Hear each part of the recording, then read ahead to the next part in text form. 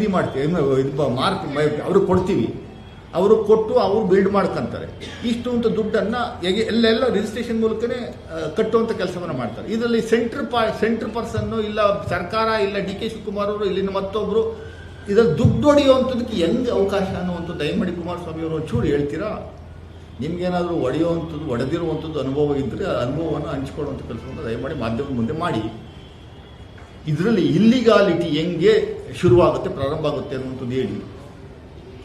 ನೀವು ನೋಟಿಫೈ ಮಾಡಿ 9,500 ಎಕರೆನ 2006ನೇ ಇಸ್ವಿನಲ್ಲಿ ಟೌನ್ಶಿಪ್ ಮಾಡುವಂಥದ್ದಕ್ಕೆ ಆ DLFನವ್ರು 400 ಕೋಟಿ ತಗೊಂಡು ಅವ್ರ ಹತ್ರ ಅವ್ರಿಗೆ ಜಾಗ ಕೊಡದೇನೆ 1.5 ವರ್ಷ 2 ವರ್ಷ ಹಂಗೆ ಸತಾಯಿಸಿ ಅವ್ರು ಮತ್ತೆ ಫೈನಲ್ ಆಗಿ ಪತ್ರವನ್ನು ಬರೆದರು, ನಮಗೆ ಬೇಡ ಸ್ವಾಮಿ, ನಿಮ್ಮ ಸಹವಾಸನೇ ಬೇಡ, ನೀವು ಅಕ್ವೈರ್ ಮಾಡಿ ನಮ್ಗೆ ಜಾಗ ಕೊಡಲ್ಲ, ಅದಕ್ಕೋಸ್ಕರ ನಮ್ಮ ದುಡ್ಡು ವಾಪಸ್ ಕೊಟ್ಟಿದ್ದು 400 ಕೋಟಿ ವಾಪಸ್ ತಗೊಂಡಿರುವಂಥದ್ದು ನನ್ನ ಹತ್ರ ಡಾಕ್ಯುಮೆಂಟ್ ಇದೆ. ಚೆಕ್ ಮೂಲಕ ಸರ್ಕಾರ ವಾಪಸ್ ಕೊಟ್ಟಿದೆ ಅವರು. 15 ತಿಂಗಳು ಅವ್ರ ದುಡ್ಡನ್ನು ನೀವೇ ಇಟ್ಕೊಂಡು ಬಡ್ಡಿನೇ ಕೊಡದೇನೆ ದುಡ್ಡು ವಾಪಸ್ ಕೊಟ್ಟಿರುವಂಥದ್ದು ಇದೆ. ಯಡಿಯೂರಪ್ಪನವ್ರು ಬಂದ ಮೇಲೆ ಒಂದಷ್ಟು ಮಾಡಿಫೈ ಮಾಡಿ ಇದನ್ನು ನೀವು ಕುಮಾರಸ್ವಾಮಿಯವ್ರು ಹೋಗುವ ಸಂದರ್ಭದಲ್ಲಿ ಈ 5 ಟೌನ್ಶಿಪ್ಗಳನ್ನು ಜಾಗವನ್ನು ಗುರುತಿಸಿದ್ರಲ್ಲ, ಅದನ್ನು ಒಂದು ಕೊನೆಯದಾಗಿ ಒಂದು ಆದೇಶ ಮಾಡಿ ಹೊರಡ್ತಾರೆ, ರೆಡ್ ಝೋನ್ ಅಂತ. ಅಲ್ಲಿ ಯಾವುದೇ ರೀತಿಯ ಅಭಿವೃದ್ಧಿ ಕಾರ್ಯಕ್ರಮಗಳನ್ನು ತೆಗೆದುಕೊಳ್ಳುವಂಥದ್ದಕ್ಕೆ ಅವಕಾಶ ಇಲ್ಲ, ರೆಡ್ ಝೋನ್ ಅಂತ. ಈಗಲೂ ಅದು ರೆಡ್ ಝೋನ್ ಆಗಿ ಉಳ್ಕೊಂಡಿದೆ. ಈ ನೆಕ್ಸ್ಟು ಅದನ್ನು ರಿಮೂವ್ ಮಾಡಿ ಅದನ್ನು ಮತ್ತೆ ಡೆವಲಪ್ ಮಾಡಿದ್ಮೇಲೆ ಆಟೋಮೆಟಿಕ್ ರಿಮೂವ್ ಆಗೋದು. ಡೆವಲಪ್ ಆಗೋವರೆಗೂ ಇದು ರೆಡ್ ಝೋನ್ ಆಗಿ ಕಂಟಿನ್ಯೂ ಆಗುತ್ತೆ. ರೆಡ್ ಝೋನ್ ಅಂತ ಯಾಕೆ ಮಾಡಿದ್ರಿ ಅನ್ನುವಂಥದ್ದು ನಮ್ಗೆ ಅರ್ಥ ಆಗ್ತಲ್ಲ. ಇಂಥವ್ರು ಕಂಟಿನ್ಯೂ ಆಗಿದೆ ರೆಡ್ ಝೋನ್ ಮಾಡಿ, ಅಲ್ಲಿ ಯಾವ ಅಭಿವೃದ್ಧಿನೂ ಆಗಬಾರ್ದು ಅನ್ನುವಂಥ ಉದ್ದೇಶ. ಆಮೇಲೆ ಸದಾನಂದ ಗೌಡರು ಮುಖ್ಯಮಂತ್ರಿಗಳಾಗಿದ್ದಾಗ 2011ನೇ ಇಸ್ವಿನಲ್ಲಿ ಇವೆಲ್ಲವನ್ನು ಬಿಟ್ಟು ಬರೀ ಇಂಡಸ್ಟ್ರೀಸಿಗೆ ಮಾತ್ರ ಸುಮಾರು 912 ಎಕರೆನ ಅಕ್ವೈರ್ ಮಾಡ್ಕೊಂಡು ಇಂಡಸ್ಟ್ರೀಸ್ಗಳಿಗೂ ಹಂಚ್ಬಿಟ್ಟಿದ್ದೀರಿ ನೀವು.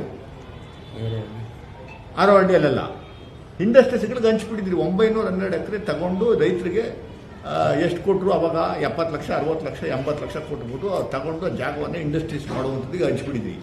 ಆ 912 ಎಕರೆ ಜಾಗವನ್ನು ನೀವು ತಗೊಂಡು ನೋಡಿದ್ರೆ, ಟಪೋಗ್ರಫಿ ನೋಡಿದ್ರೆ ಎಲ್ಲವೂ ತೆಂಗಿನ ತೋಟ, ಎಲ್ಲವೂ ಅಡಿಕೆ ತೋಟ. ಅವು ಈಗಿರುವಂಥದ್ದಲ್ಲ. ಅದನ್ನು ನೀವು ಅಕ್ವೈರ್ ಮಾಡ್ಕೊಂಡು ಇಂಡಸ್ಟ್ರಿಗೆ ಹಚ್ಚುವಾಗ ಕುಮಾರಸ್ವಾಮಿಯವರು ಏನು ಮಾಡ್ತಾಯಿದ್ರು? ಯಾಕೆ ರೈತ ಜಮೀನನ್ನು ತಗೊಂಬಾರ್ದು ಅನ್ನುವಂಥದ್ದು ರೆಸಿಸ್ಟ್ ಮಾಡಲಿಲ್ಲ?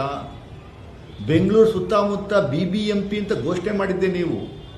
ಸುಮಾರು 1000 ಎಕರೆ ಜಮೀನನ್ನು ನೀವು BBMP ಒಳಗಡೆ ವ್ಯಾಪ್ತಿನಲ್ಲಿ ತಗೊಂಡು ರೈತರಿಗೆ ಮೋಸ ಮಾಡಿದ್ದು ನೀವು ಸುತ್ತಮುತ್ತ. ಆಗ ಎಲ್ಲೋಯ್ತು ರೈತರ ಮೇಲಿದ್ದಂಥ ಕನಿಕರ? ಈಗ ನೀವು ಬಾಯಿಗೆ ಬಂದಾಗೆಲ್ಲ ಡಿ ಕೆ ಶಿವಕುಮಾರ್ ಅವರ ಇಮೇಜನ್ನು ಕುಸಿಸಬೇಕು ಅನ್ನುವಂಥದ್ದು ಏಕೈಕ ಉದ್ದೇಶ ಇಟ್ಕೊಂಡು ಅವರು ಚೀಫ್ ಮಿನಿಸ್ಟರ್ ಆಗ್ತಿದ್ದಂಗೆ ಇನ್ನಿಬ್ಬರು ಒಕ್ಕಲಿಗ ಸಮುದಾಯದವರು, ಅಶೋಕ್ ಒಬ್ಬರು, ಇವರಿಬ್ಬರಿಗೆ ದಿನನಿತ್ಯ 2 ಅವರ್ಸ್ ಮೇಲೆ ನಿದ್ದೆ ಬರಲ್ವಂತಪ್ಪ. ಬರೀ 2 ಅವರ್ಸ್ ಅಷ್ಟೇ ಮಾಲಿಕತ್ತವ್ರು ತಡ್ಕೊಳಕ್ಕಾಗ್ತಾರೆ. ಹೆಂಗೆ ಕೆಟ್ಟ ಹೆಸರನ್ನ ಡಿ ಕೆ ಶಿವಕುಮಾರ್ ತರಬೇಕು ಅನ್ನುವಂಥದ್ದು ಏಕೈಕ ಉದ್ದೇಶದಿಂದ ನಾಲಾಯಕ್ಕೊಬ್ಬರು ವಿರೋಧ ಪಕ್ಷ ನಾಯಕರಿದ್ದಾರೆ, ಅಶೋಕ್ ಅವರು. ಸುಮ್ಮನೆ ಬಾಯಿಗೆ ಬಂದಂಗೆಲ್ಲ ಸುಳ್ಳು ಹೇಳ್ತಾರೆ. ಇಂಥ ಸುಳ್ಳು ಹೇಳುವಂಥ ವ್ಯಕ್ತಿ ಪ್ರಪಂಚದಲ್ಲಿ ಯಾರೂ ಇಲ್ಲವೇನೋ.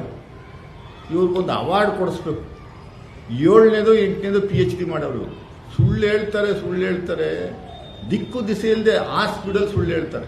ಮೊನ್ನೆ ಕಸದ ಬಗ್ಗೆ ಏನೋ ಮಾತಾಡಿದ್ರು, 39,000 ಕೋಟಿ ಲೂಟಿ ಅಂತ. ಯಾವ್ದಾದ್ರು ಒಂದು ದಾಖಲೆ ಬಿಡುಗಡೆ ಮಾಡೋಕ್ಕಾಗಲಿಲ್ಲ. ನಾನೊಂದು ಪ್ರೆಸ್ ಮೀಟ್ ಮಾಡಿ ಹೇಳಿದ್ದೆ, ಎಲ್ಲಿ ಸುಮ್ಮನೆ ತೋರಿಸಿ ಸ್ವಾಮಿ. ಆಮೇಲೆ ಸುಮ್ಮನೆ ಆಗೋದು.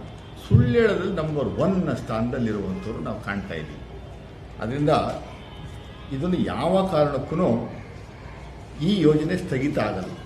ರಾಜಕೀಯವಾಗಿ ನೀವು ಬಳಸ್ಕೊಳ್ಳುವಂಥದ್ದಕ್ಕೆ ಒಂದು ಪ್ರಯತ್ನ ಮಾಡ್ಬೋದು ಅಷ್ಟೇ ಹೊರತು ಜನಸಾಮಾನ್ಯರಿಗೆ ಅನುಕೂಲ ಮಾಡಬೇಕು ಅನ್ನುವಂಥದ್ದು ಏಕೈಕ ಉದ್ದೇಶ. ನಿಮ್ಮಲ್ಲಿ ಯಾವುದಾದ್ರು ಡಾಕ್ಯುಮೆಂಟ್ ಸಮೇತ ಎಲ್ಲಾದರೂ ಅನ್ಯಾಯ ಆಗುತ್ತೆ ಮುಂದಿನ ದಿನಗಳನ್ನುವಂಥದ್ದು ದಯಮಾಡಿ ಬಿಡುಗಡೆ ಮಾಡಿ. ಮೊನ್ನೆ ಎಲ್ಲ ನಾನು ನೋಡಿದೆ, ಒಂದಷ್ಟು ಜನ ಪಾಪ ನಿರಂತರವಾಗಿ ಒಂದಷ್ಟು ಜನ ಸ್ಟ್ರೈಕ್ ಕೂತ್ಕೊಂಡಿರುವಂಥವ್ರು ಇದ್ದಾರೆ. ಅದರಲ್ಲಿ ನೈಜ ರೈತರು ಇರ್ಬೋದು. ಈ ಸ್ಟ್ರೈಕ್ ಮಾಡೋಕೆ ಕರ್ಕೊಂಬಂದಿದ್ರಲ್ಲ ಅವ್ರು ಯಾರು? ನಾವು ಇಂಟೆಲಿಜೆನ್ಸ್ ರಿಪೋರ್ಟಲ್ಲಿ ಫೈಂಡ್ ಔಟ್ ಮಾಡಿದ್ದೀವಿ. ಅದರಲ್ಲಿ ಯಾರೋ. ಹೆಚ್ಚಿನ ವಿಡಿಯೋಗಳಿಗೆ ಪ್ರತಿಧ್ವನಿ ಯೂಟ್ಯೂಬ್ ಚಾನೆಲ್ ಸಬ್ಸ್ಕ್ರೈಬ್ ಮಾಡಿ, ಬೆಲ್ ಐಕಾನ್ ಕ್ಲಿಕ್ ಮಾಡಿ.